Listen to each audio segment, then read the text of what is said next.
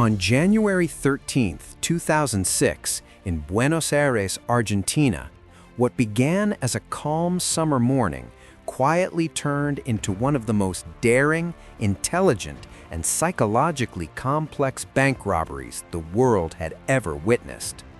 In the upscale suburb of Acasuso, people walked their dogs, shop owners opened their stores, and customers entered the Banco Río branch without the slightest idea that history was about to unfold inside its walls.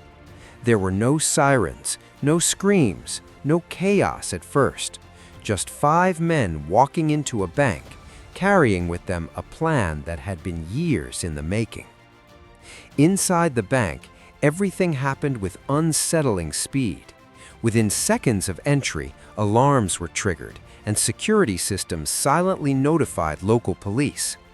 The 5 men revealed weapons and ordered everyone to lie face down on the floor. Their voices were calm, controlled, almost professional. 23 employees and customers were taken hostage.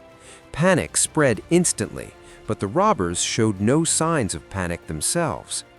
One of them stood near the entrance, weapon raised, watching the street. Another moved through the lobby, checking faces, making sure everyone stayed down. Outside, police patrol cars arrived within minutes. Officers quickly realized this was not a simple robbery. The building was surrounded, streets were blocked, and within a short time, nearly 300 police officers had taken positions around the bank. A senior officer spoke sharply into his radio, telling his men to hold their positions. He knew one wrong move could cost lives. Above them, helicopters circled. News vans pulled up. Cameras began broadcasting live footage. Argentina stopped what it was doing and watched. Inside the bank, hostages whispered prayers. Sweat dripped onto the marble floor. One man clutched his chest, barely breathing. A woman sobbed quietly until a robber warned her to stay calm. Despite the fear, something felt strange. The robbers were not screaming. They were not hitting anyone. They were methodical, almost courteous. This was not desperation. This was control. The phone rang. A negotiator spoke carefully, asking who he was dealing with. The man on the other end answered calmly. He said no one would be hurt as long as the police followed instructions. If the police tried to storm the building, hostages would die. The message was clear. The balance of power was inside the bank. As time passed, Argentina's elite tactical unit, the Falcon Group, was called in. Their presence signaled that the situation was escalating. Black-clad commandos moved quietly onto nearby rooftops. Snipers took aim through scopes. The plan was forming. But then, something went wrong. Inside the bank, one of the robbers glanced up through a window and saw movement on the roof. His face hardened. He grabbed the phone and shouted at police. He said he could see special forces above the building. His voice trembled with anger now. He demanded that the Falcon Group withdraw immediately.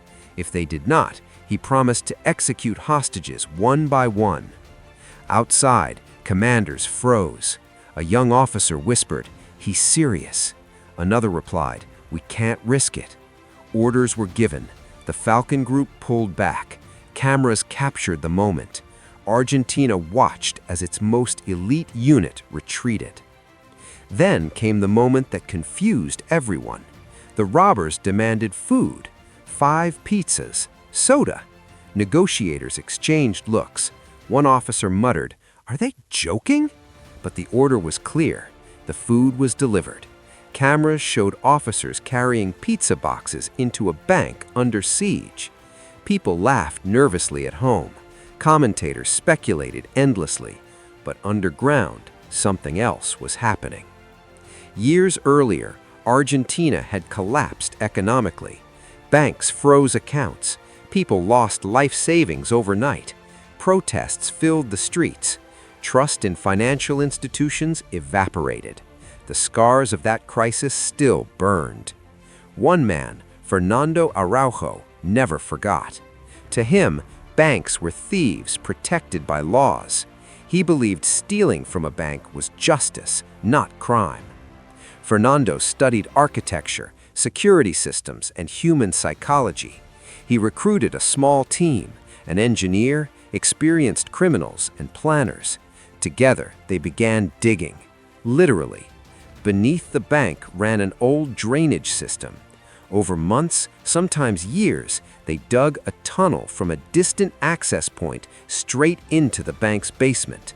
The tunnel was dark, narrow, dangerous, but it was invisible to the world above. Back in 2006, while police waited outside with pizza and cameras rolled, the real robbery unfolded underground.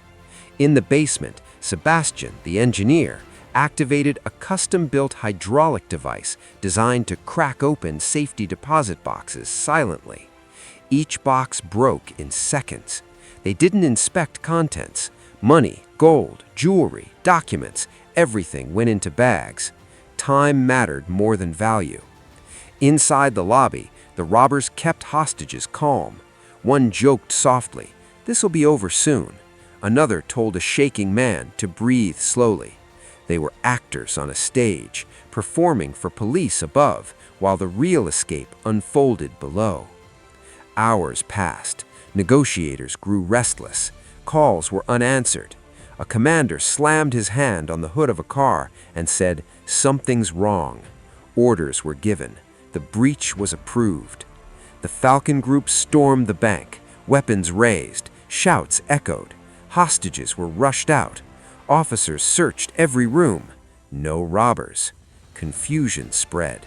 Then shock. On the floor lay guns, plastic, toys. An officer stared at one and whispered, "They played us." In the basement, dust near a wall raised suspicion. A kick revealed hollow space. The wall collapsed. A tunnel. Darkness. Cold air rising from below. Police rushed in. Radios crackled with excitement. They followed the tunnel into the sewer. But the criminals had planned even this. Boats waited in the darkness. The robbers moved opposite the river's flow, knowing police would instinctively follow downstream. Hours later, officers emerged filthy, exhausted, empty-handed. The robbers were gone. The nation erupted. Some called it humiliation. Others called it brilliance. Talk shows debated endlessly. Protesters mocked the police. Inside government offices, pressure mounted. Officials demanded answers. Police leadership faced internal fury. Weeks later, a single mistake shattered the silence. One robber argued with his wife over missing money. She went to police. One arrest led to another. Slowly, the team was captured. At trial, revelations shocked the country. No real guns, no injuries. Because of this, sentences were lighter than expected.